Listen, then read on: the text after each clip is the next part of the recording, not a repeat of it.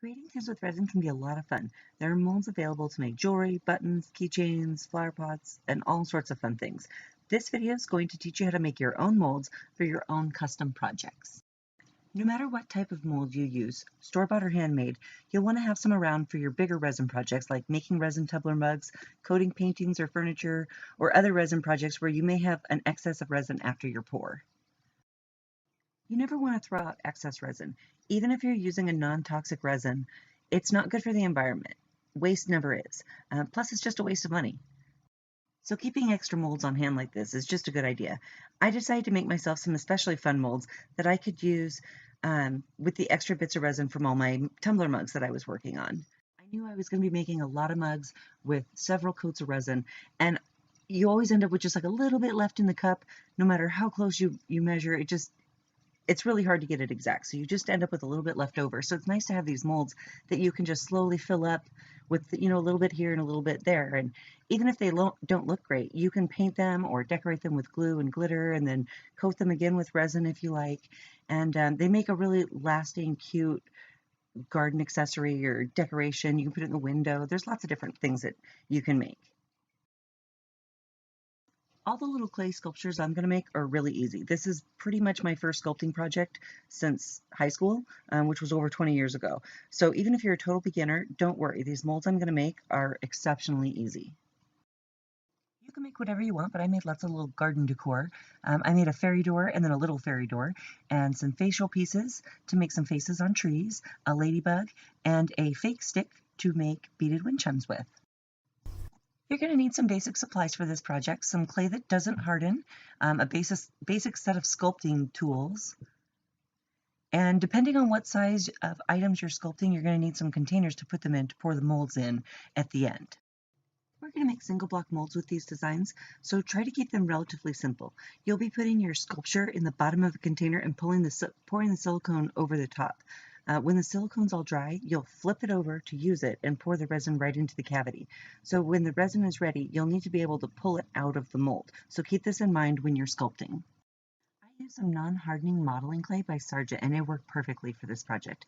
You'll find the link in the materials section. Pull off a manageable hunk of clay and work it with your hands for several minutes to soften it up. You're not going to need fancy sculpting tools for this project. I bought a very inexpensive set of tools and it felt like I was carving butter. It worked great. I've put the link in the materials section as well, along with the links to everything that I've used in this video.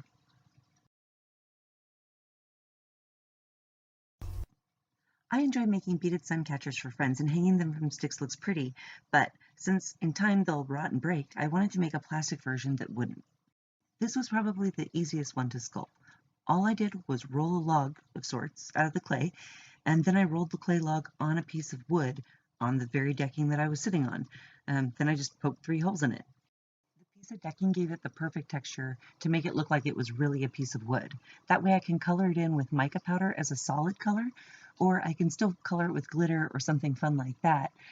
But regardless, instead of just looking like a boring tube, it actually looks kind of like a stick.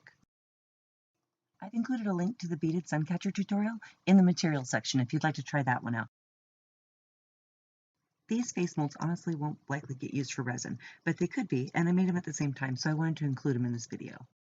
I keep seeing these adorable faces on trees, and I had to have my own. So I plan to use them with mortar to mix faces and then put a little, like a metal hook, just a little piece of metal that's bent, stick it into the concrete or mortar before it dries, and then make little ornaments to hang on the trees. My mom and I did this part of the project together, and she made a couple eyes, I made one eye, a nose, and lips.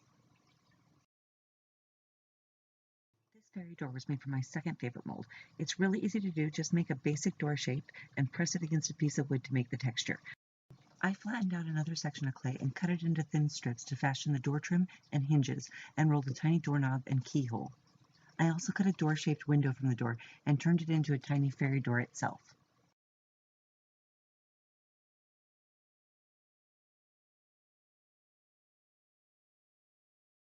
I have to say though, my #1 favorite mold I made is my little ladybug friend, and it seems just about the perfect size for the leftover resin from my glitter tumbler mugs.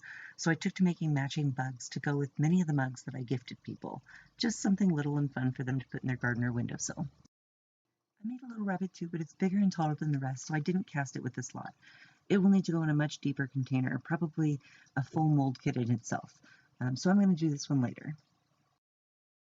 To make molds for all these other items, I use 2 mold kits. Okay, once you've got all your clay items sculpted, spray them with 2 thin coats of acrylic sealing spray, letting each coat dry completely. This will help protect your creations. You'll need to put your clay sculptures into a small box or container to make the molds. Be sure it won't leak by sealing any seams or corners with tape. Make sure there's enough space in the container to pour enough silicone to completely cover your sculptures, plus another ½ inch or so. It's best to put items that are the same height into the same size containers. And remember, this stuff isn't crazy cheap, so organize your items well and don't use a container that will leave a lot of extra space to be filled in by silicone. Like I said, I used 2 sets of silicone for these 2 containers.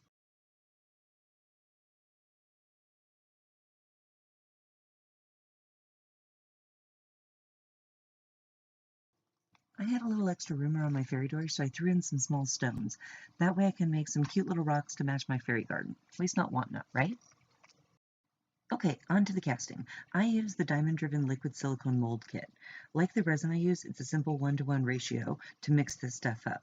Just mix it up really well and slowly pour it over the clay sculptures, making sure to fill in every nook and cranny. Tap the container to gently work out any air bubbles.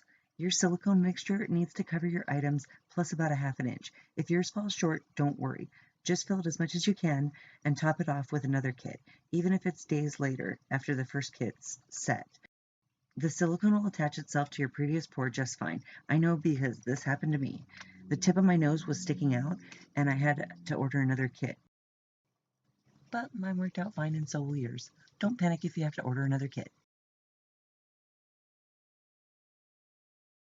It said on the instructions this would be ready in about 6 hours, but mine was not. I ended up letting it set overnight. But once it's all ready, you can just flip it over and peel your clay out, and your mold's ready to go. If you'd like to clean up the edges a little bit, you can use a craft knife or some scissors to just kind of snip off the rough parts. If you're taking my Resin Tumbler mug course, we're going to be using these molds a lot, so make sure you have them ready before you start your first tumbler mug.